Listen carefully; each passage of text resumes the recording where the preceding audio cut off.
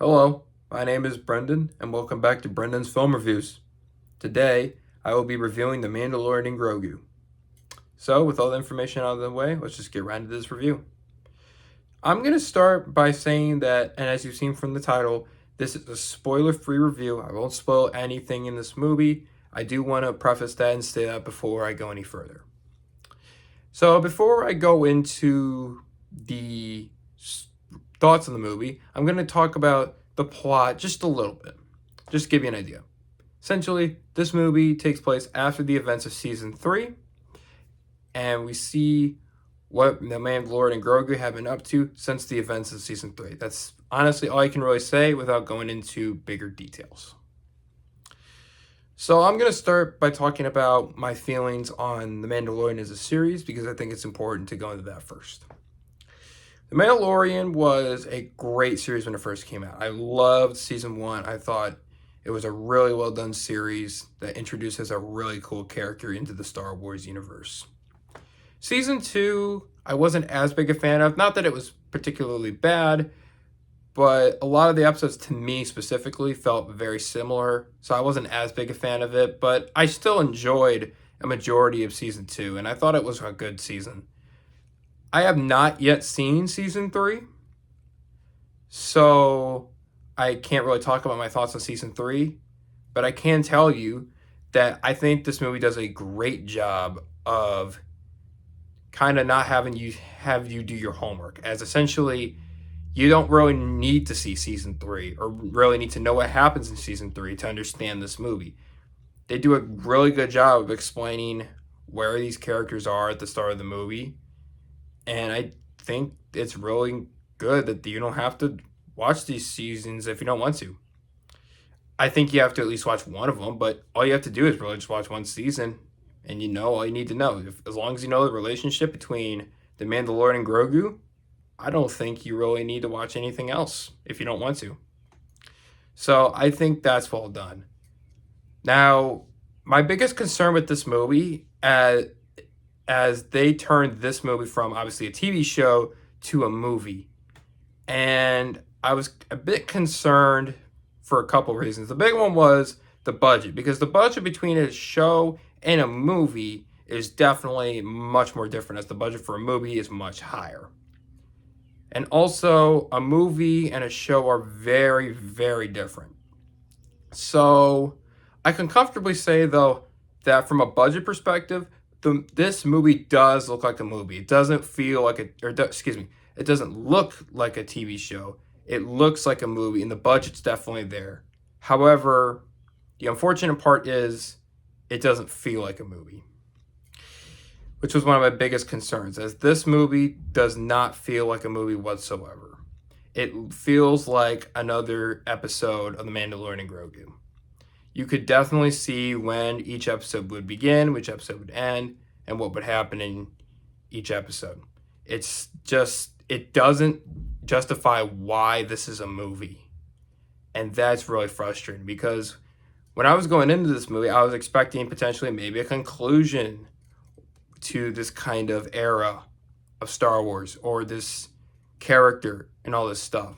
What would this movie do to kind of justify it being a movie? And unfortunately, I don't think it really does. It doesn't feel like a movie at all. It just feels like another season of Mandalorian. And for me, that was really frustrating because it just doesn't justify it being a movie. Why did this story need to be told on the big screen compared to the small screen? And the answer to that question, to me, there isn't. There's no reason for this to be a movie compared to it being a TV show. And it did take me out of the movie as a whole. One of my biggest complaints with this movie is the movie feels like it's a tale of two stories. As the first half and the second half feels so completely different from everything else. As the first half does one thing and the second half does the other, and they feel very disjointed. They're not completely disjointed, as there are some aspects of it that kind of carry over from the first half to the second half. But unfortunately to me, it really kind of just feels like the tale of two stories, and that kind of frustrates me. And that's one of the reasons I felt this felt more like a TV show that's trying to be a movie rather than a movie that had to be told on this screen.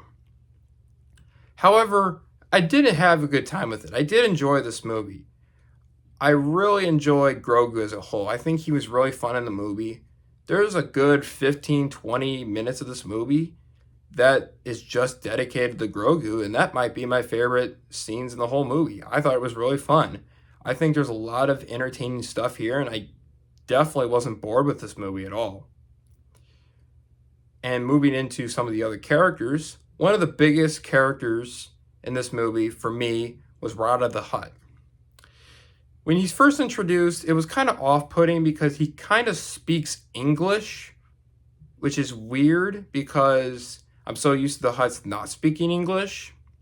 But as the movie continued, I really enjoyed having his character around. I think he was necessary to have in the story just because he was a great character in it. I really enjoyed him being around in the second half, and I thought he was a really fun character. On the flip side, though, the Mandalorian himself is not really that good in this movie. Not that he's inherently bad. Pedro Pascal does a great performance as always, and he is very cool throughout the movie. But the problem is he doesn't grow, change, or evolve. He doesn't go through an arc. He doesn't go through character development. He's the same character at the start of the movie and at the end of the movie. He doesn't really change or anything. He's just there. He's a cool, stoic character, but he's just stale in terms of what does he go through? What does he learn? How does he grow? Because he doesn't. And for me, that was frustrating. Because like I said, I was kind of expecting this to be kind of a conclusion or their biggest, grandest adventure. And like I said, it just didn't feel like anything new or different. It just felt like the same old stuff we've seen before. And unfortunately, it was very frustrating for me. As a whole, though, while the movie definitely probably shouldn't have been a movie because there's no real reason for it to be a movie, I definitely had a good time and I was definitely entertained throughout the movie. The action is really fun and I definitely found myself entertained, but there's really no reason for this to be a movie at all. And I just want to know why they chose to make this story specifically the big movie instead of another season of The Mandalorian. For this movie, I'm going to give this a 6 out of 10. And with that, thank you so much for watching this review.